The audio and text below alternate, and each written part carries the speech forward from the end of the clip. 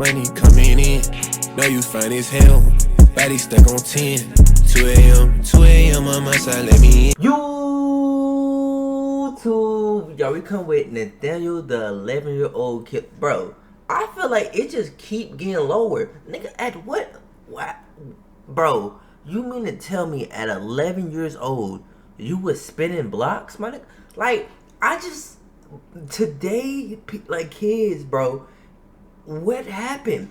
Bro, somebody asked me the other day, no cap, somebody asked me, he's like, why do kids not go outside no more? And to be honest, I see why. Cause these niggas, 11-year-old niggas is killing them. Like, what are you talking about? Bro, you have to worry about the kids nowadays. It's insane. So, and another thing too, bro, social media, like, I don't want to be one of them old heads, but like, bro, social media has killed, like, everything. Like, it killed, kinda, not really, friendships, love in a sense, kinda, because everybody always comparing and be like, ooh, my friendship not like this, my love, my relationship not like. So it's like, but it also, there's goods and there's like negatives to it. But let's go ahead and get to the video for new people, new subscribers. Nathaniel Abraham was just 11 years old when he found himself in the middle of one of the most controversial murder cases in the history of the United States of America. Talk to me. The case scandalized the country and almost everyone responded with outrage. A murder case. But the folks on Nathaniel's block, his own neighbors, well, they weren't particularly shocked. He might have been little, measuring no more than 4 feet and weighing a little under 65 pounds, but he was also a thorn in the side of everyone in the neighborhood. A danger to the community. He threatened my grandsons all the time. He threw rocks at my mom's house. I mean, he was dangerous. And she wasn't alone. Another neighbor, an 11-year-old girl. Ain't nobody beat his ass. Like, bro, I'm sorry. Bro, hey, if your kid's throwing rocks at my window and you don't do nothing about it, I might have to do something. I ain't gonna lie. If you ain't gonna beat him, I am. Cause listen, he ain't going to be the one to pay for him. And you threatening my kids, there's no way. There's no way. There's no way. Okay, hold on. How do we still have where you can beat your kids? Like can you do that in this age in 2025? Can or is it like certain limitations? Because yeah, back in the day we used to just get beat. I ain't gonna lie.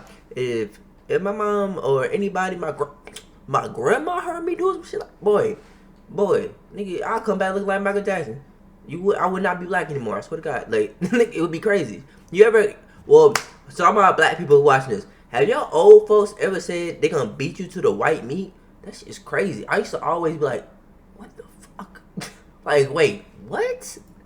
Shared a similar sentiment because, according to her, when they were both 9, Nate had threatened her with a gun. Where'd he get a gun from? As Nathaniel Abraham's murder case began to take its hold in the center of public consciousness, it became clear that his entire block had turned against him. As disturbing as these allegations sounded, it seemed like they were true. All of his neighbors wanted him locked up, except one. Only one neighbor on Nate's block came to his defense when the cameras started rolling. Ooh. He didn't try to downplay or dismiss claims about the boy. I think that's crazy for him to be charged as an adult. He was only 11 years old. This neighbor was convinced that the little boy wasn't the devil. He was just a broken child who made terrible decisions. This man had also experienced a version of Nate that his neighbors hadn't got the chance to see. He wanted the government and the prosecutors to go easy on the young boy.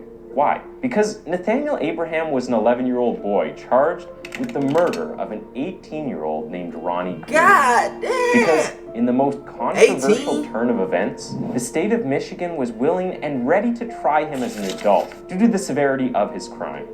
And if they found him guilty, if the prosecutors were able to get what they wanted, little Nate would spend the rest of his life in prison for a crime he committed when he was just 11. Some of you watching would say murder is murder regardless of the age. That's what makes the intricacies of this story all the more interesting. Let me set the record straight before we dive into this case. In a sense. The true victim in this story was 18-year-old Ronnie Green. Nate was a preteen who killed a teenager, and now he had to face the consequences. So, what went wrong? We have to trace the thread back to the very beginning.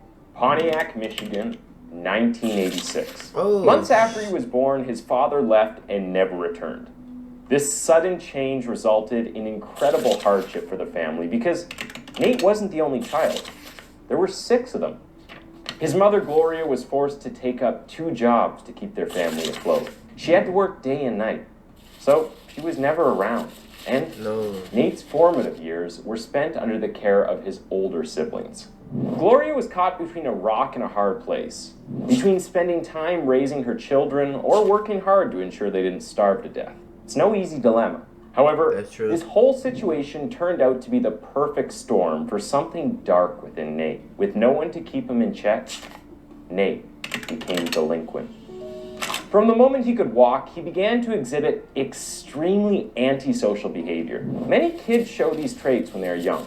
Parents corrected and rooted out, but no one was around to do that for Nate. So it grew into something so ugly that by the time that he was 9, he had become a troublesome child with a rap sheet of a serious middle-aged criminal. From the age of 9 till 11, Nate had 22 police encounters. Some for arson, a couple of others for assault, and several for breaking and entering. I ain't gonna lie, maybe his ass do need to get charged.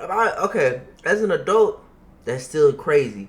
But at the same time, man, you been doing this since 9 to 11, and you got 22 police encounters, man. Nigga, the only encounter I've ever had with the police was some bullshit. I can't lie, but I was going 80, bro. I was going 85, trying to pass this slow ass driver to get off. I was trying to get off my exit, and to be honest, bro, listen, yes, I was going 15 over, but let's be honest, bro, that's not too crazy. And then right when I got on my exit, I slowed the fuck down, and he want to pull me over.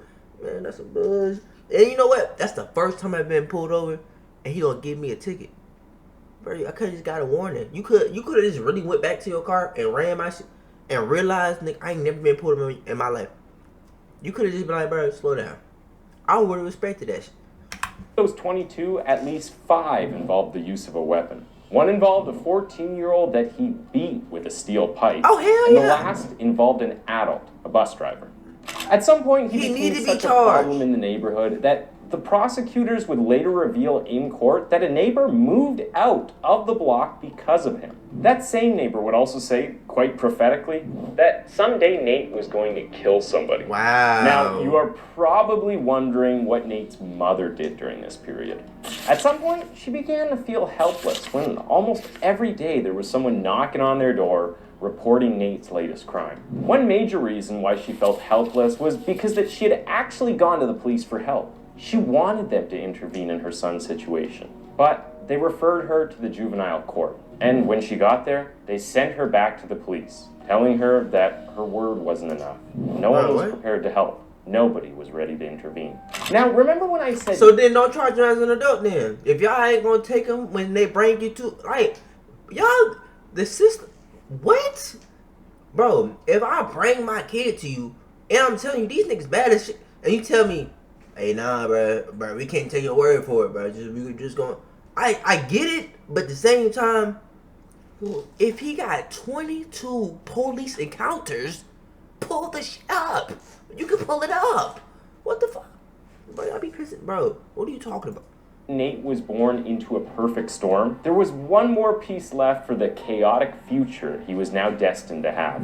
The 1980s was a very interesting decade in American history. Ronald Reagan became president. CNN became a thing. There were those interesting-looking Macintosh computers, and then there was violence.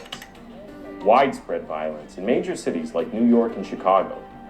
However, the most troubling part of the 1980s was the spike in the level of violent crimes committed by juveniles. Between 1980 and 1994, the number of juvenile homicide offenders doubled, and according to FBI clearance statistics from that time frame, the juvenile responsibility for all homicides in the country grew from 5% to 10%. The quick answer to why this was happening was the crack epidemic of the mid-1980s. In the inner cities, it had become a plague, and it wasn't long before those drugs got paired with guns and juveniles. Now, the progression from drug trade to gun violence isn't surprising. In fact, many would agree it's natural and expected. But how did kids get into the mix? Well, drug traffickers at the time found that children and teenagers made excellent recruits. better than adults. Children worked as low-level sellers, carriers, and lookouts, while working for less, taking greater risks, and escaping detention. Because at the time, no one would have guessed that an 11-year-old standing on a street corner was a drug dealer. And even when these kids got caught, their age... I mean, even now, I ain't gonna lie. If I see 11-year-old, to be honest, kids is my weakness. Can't lie. Nigga, like, I'm not expecting no kid to be on no bullshit. Implied innocence, and it meant that they escaped punishment.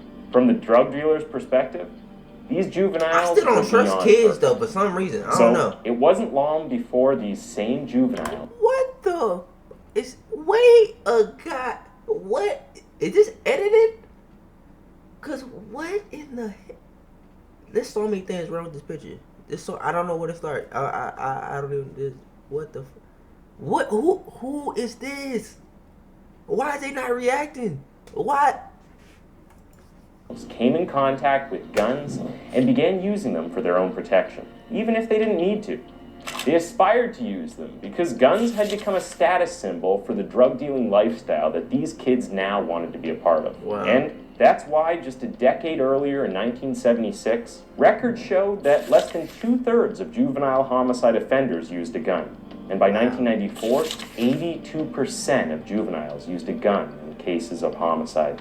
This was the background of Nate's childhood.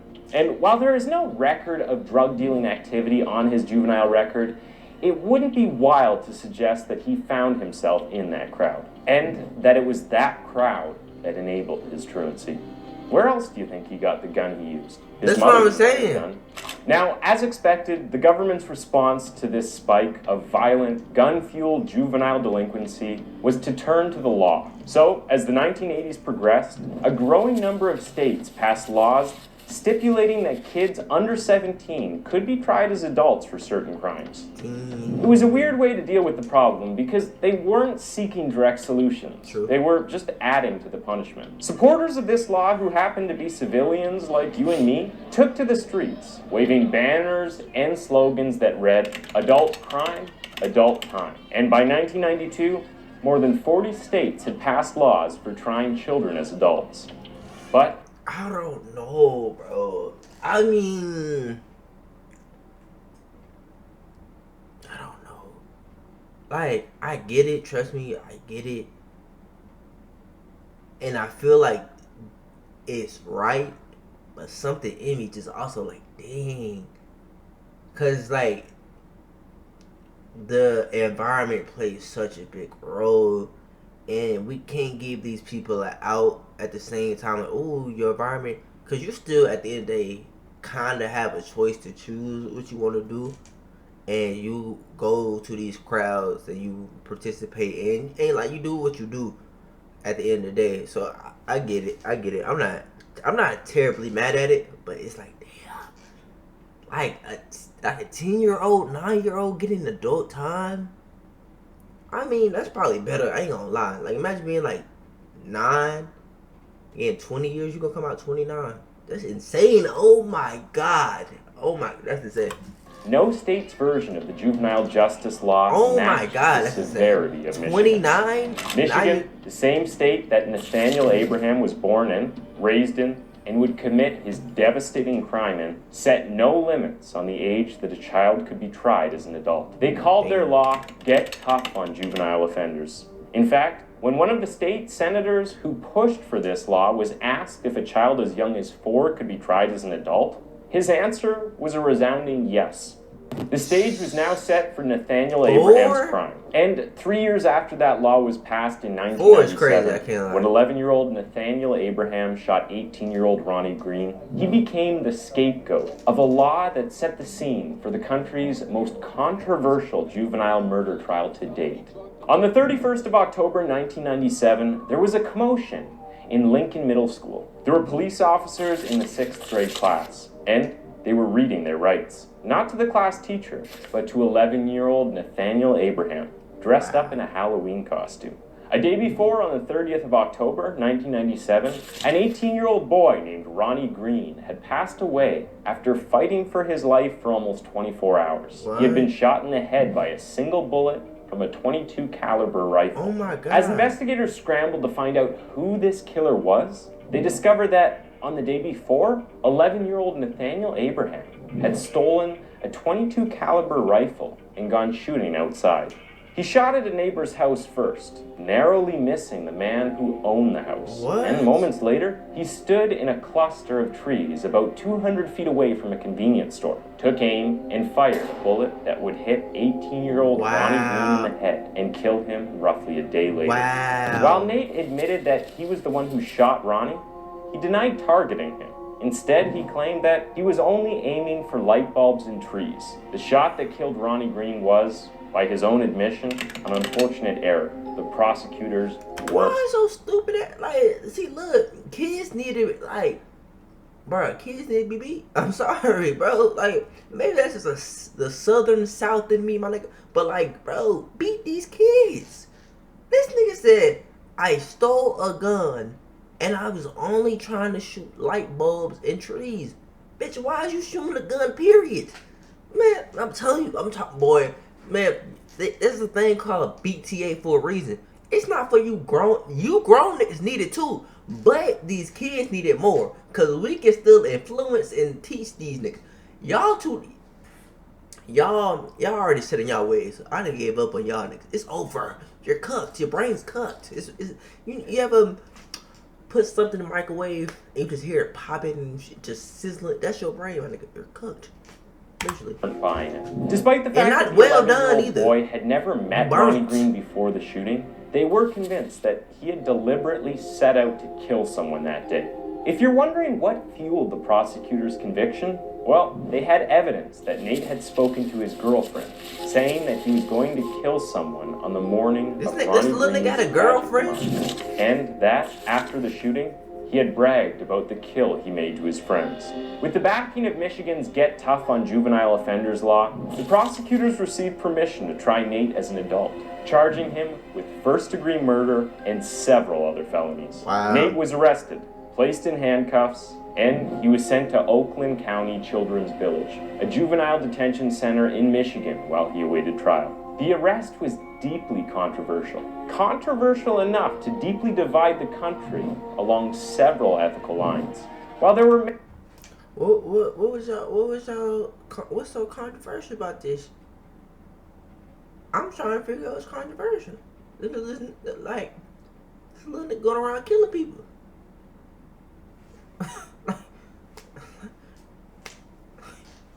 I mean, shit. I mean, we gotta do something. Like, what y'all, like, just give me something else. Yeah, what would y'all do? Like, what's the controversial part? That maybe his sentence? But I mean, if he going around shooting houses and trees with a gun, not a real life, bro. He's a menace to society. Literally, I'm not even trying to make no jokes. I'm not trying to make no references. Literally, like what are you talking about? Many unwilling to contribute to the discussion, there were many more who thought that this was a fitting punishment for the 11-year-old. I'm right with him.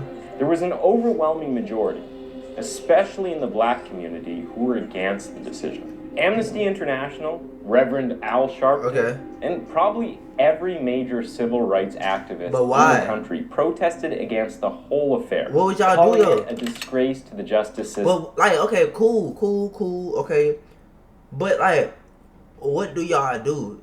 So, I'm not understanding. What's the disgrace to the justice system? Okay, yes, this problem in the justice system. But this kid isn't your regular kid. He's going around shooting at people, bragging about doing it, planning to do it. Bro, like, what are we talking about? And then you say he beat somebody with a steel rod? Nigga, what are we talking about? This nigga basically serial, bro. What are we talking about? That should protect children, delinquent or not. Like I noted earlier, they were... He's not a delinquent, though. This nigga's a mentis. I'm not gonna call him a demon. But he's troubled.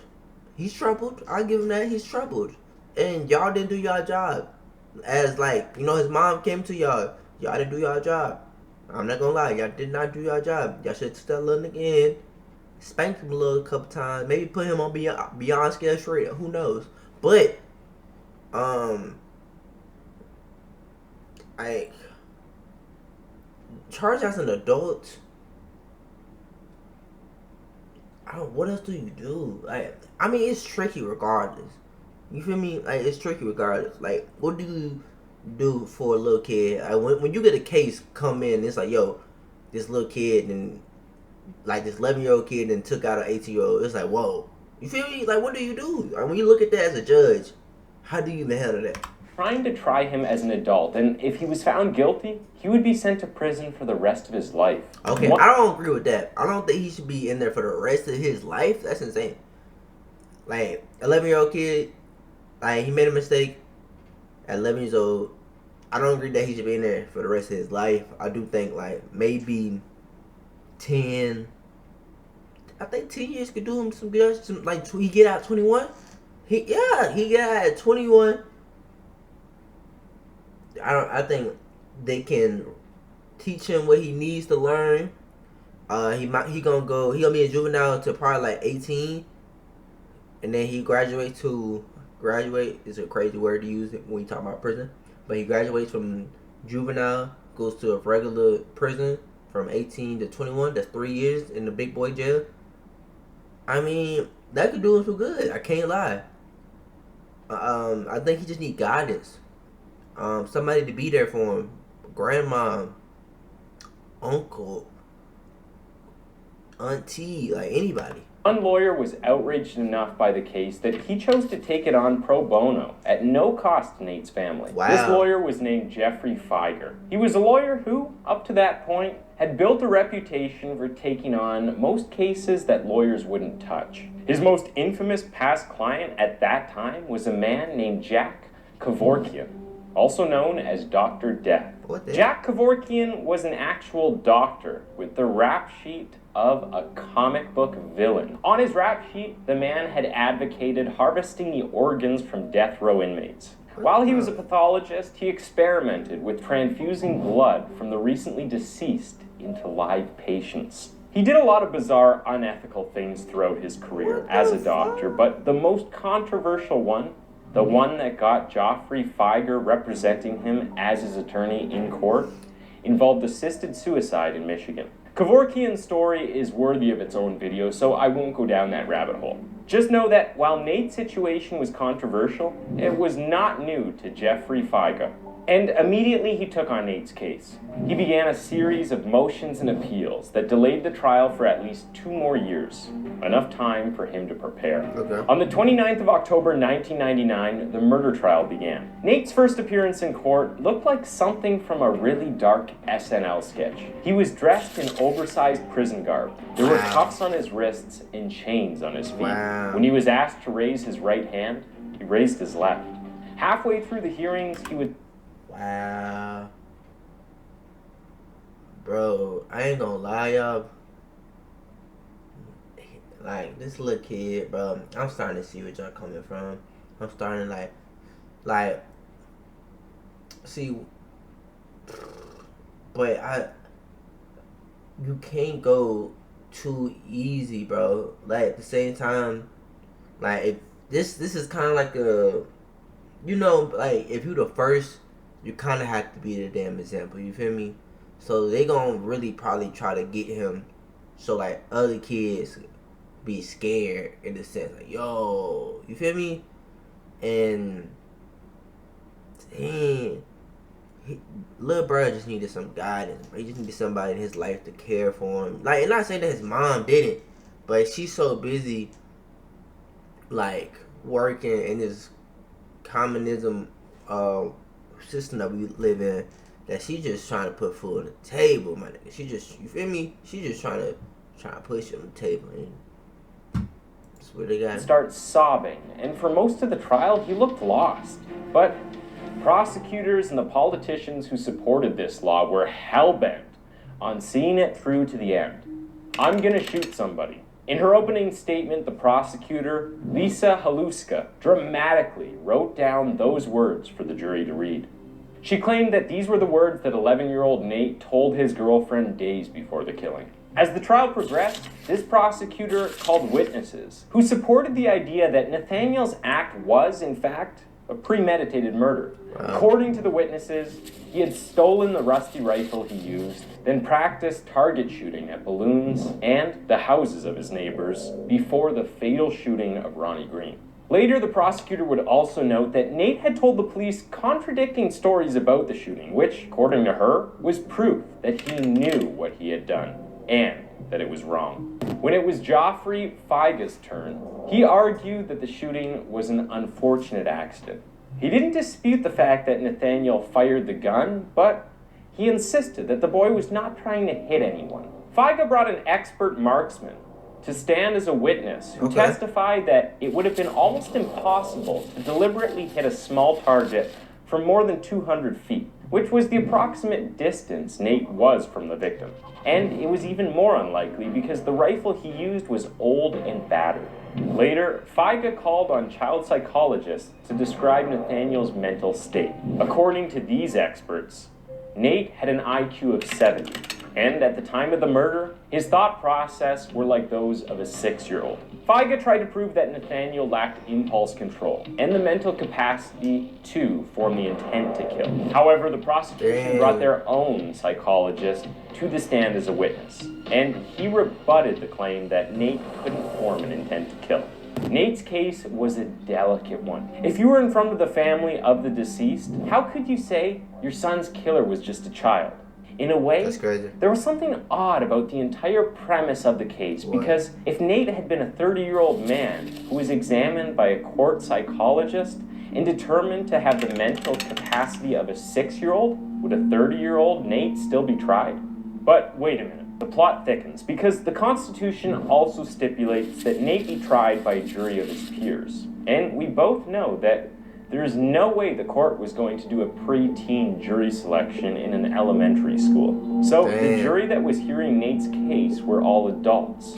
There were constitutional gaps that this murder trial allowed. When a journalist confronted the prosecution about it, they argued that the adult nature of Nate's crime and the severity of the consequences of his crime on the victim's family was what justified the jury of adults. At the end of the day, the truth was, even though 2 years had passed since he committed the crime and Nathaniel Abraham was now 13, he was still too young to drive a car, too young to drink, too young to vote. And as a direct consequence of this, people still argue that he should have been too young to be tried as an adult. Yeah. In the final days of the trial, the prosecutor... Yeah, I see what they say. I don't think he should be charged as an adult. Yeah, I'm seeing, like, brother was 11, just two years into the trial. Bro, he still can't do nothing. Can't vote, can't do nothing. He can't even legally drive. He can't even like get a permit. That's crazy. Began seeking a compromise. No more first-degree murder charges. Now they were asking the presiding judge, on Nate's behalf, to allow the jury to consider a lesser offense. Whether this was out of goodwill or because there was no victory in sending an 11-year-old to life behind bars. That's true. But no one knows. What we do know is that it worked. And on the 16th of November 1999, Nate was found guilty of second-degree murder, which still made him the youngest American to be ever convicted of murder as an adult. And there were 3 options on the table for the judge. What? The first was the harshest, a prison term of 8 to 25 years. The second option was more moderate, blended sentence, and it would see Nate go to a juvenile detention center. By the time he turned 18, if he was properly rehabilitated, he would be... Yeah, I feel like that makes the most sense. Like, that one, send him to the detention center if he gets released. If not, he would be transferred to an adult prison I think that's after perfect. turning 21 to serve the rest of his 25-year sentence. I think that's perfect. This was what the prosecutors wanted. This is what they pushed for. But it wasn't what the judge eventually chose. To their surprise, the judge went for the third option, which was the most lenient. Nate would be sent to a juvenile detention center, and he would stay there till he was 21, after which he would become a free man. Okay. And at the age of 13, Nathaniel Abraham began what was supposedly a long road of rehabilitation. The state had less than 8 years to rehabilitate Nate. Would they succeed? On the 13th of January 2000, Nate was placed in the care of the Michigan Department of Human Services for treatment and rehabilitation. Okay. Then he was moved to Maxie Boys Training School. And to everyone's surprise, by August of that very year, he began to show signs of responsibility. Throughout 2001, he passed all of his classes, and he was praised for his academic performance in math, reading, and note-keeping. By 2003, Nate was described as a leader within his group. He displayed a positive attitude, took on additional work, and followed directions. At this point, his supervisors decided it was time to get him to work in the real world. So at the age of 17, Nate began working in a Goodwill store. And before long, his employers at the store indicated that he displayed good communication skills and that he was courteous with the customers. Eventually, on the 18th of December, and at the age of 18, Nathaniel earned his GED. The following year, he would earn his high school diploma, and eventually, he was just 1 year away from his release. So, was Nate rehabilitated? Had the juvenile system succeeded in transforming the 11-year-old killer into a functioning member of society? He had shown constant progress through the years, and the world was about to find out if they had succeeded. If you noticed, the reports I relayed to you felt a little bit too clean, too sugary. Something was off. Well, you can blame me for that because I deliberately omitted some details. What you mean? Nate had an anger issue. To be quite frank, Oh he my had a God, lot. what he did? Enough of them to require several disciplinary actions taken against him. Nate had an affinity for getting into fights, even though he never really started them. He had a pattern of yelling at prison staff. During basketball games or any competitive sports, Nate had the tendency to get heated. He also had sticky fingers and had been caught more than once stealing cleaning supplies to give to his girlfriend. Again, most of these missteps were seen as just that, missteps, normal for any youth. What mattered was that he no longer participated in the crimes he had committed when he was 9. Okay. Remember? Larceny, malicious destruction of property, assault and illegal entry, murder. Nathaniel Abraham hadn't killed anyone in the 8 years since the trial. So on the 18th of January 2007, after spending nearly a decade in juvenile detention, Nate was free, released into society. That nigga, wait, bro, why did they give this nigga a pimp suit when this nigga got out of jail? He was a free man. I wish this was the end of the story, and I wish I could wrap it up here with some Disney-esque happily ever after. But, unfortunately, there were more issues ahead for Nate. Oh my God. For the first 18 months of his newfound freedom, nothing remotely criminal or remarkable happened to Nate. Unfortunately, in May of 2008, Nate was arrested again in Pontiac with 254 ecstasy pills in a liquor bottle bag. He was sentenced to 4 to 20 years in prison, but eventually got paroled in June 2017. Did the rehabilitation fail, or was this just another misstep that Nate would learn? Misstep? That nigga missed 254 steps. What you mean misstep? From? Well, consider this. After he was discharged from parole in July of 2018, on the 6th of August of that same year, Nate got into more trouble with the police after he exposed himself in front of a 46-year-old neighbor who had declined his offer to cut her lawn. 2 days after that incident, he struck deputies who tried to take him into custody for skipping a court appearance. He was charged with resisting and obstructing police, a felony punishable by up to 4 years in prison. Had the system failed Nate, or was this his own doing? Or better still, undoing? That's clearly him. I think it's just a mindset, maybe. I don't know. Like, I don't know. I wish I could say come in here and be like, I don't know. In 2019, Nate who is now 33, was handed a 6 to 40-year prison sentence for selling drugs to an undercover police officer in Farmington Hills. Before the sentence, he had pleaded guilty and shown remorse for his actions. This was probably the reason why the judge had been extremely lenient when sentencing him, because under normal circumstances, he would have had to face another life sentence because of his frequent problems with the law. Exactly. Nate wasn't alone in court on the day of his sentencing. His mother, siblings, and every relative... Man, Mom, what is you doing with this child? Is you teaching him any... Like, bro, how is he... Like, what the... that had been by his side since the start of his troubling journey with the law almost 20 years before was present. And when the cameras turned to his mother, when the questions about the support she had for her son came up, Gloria Abraham was unwavering. Nothing had changed on her end. I believe in my son, she said, and of course, society doesn't know his life. He will do okay. He's a strong young man. Thanks for tuning in to Twisted Minds. That was the case. It sounded like Nate needed a real mom that was gonna be there, show up, discipline, also like praise him when he do right. Like, I don't know, bro. It just seemed like his mom or any parental figures wasn't really there to step up. Like, don't have these kids if you're not gonna be a mom or if you're not gonna be a father. Like, it don't make no sense, genuinely.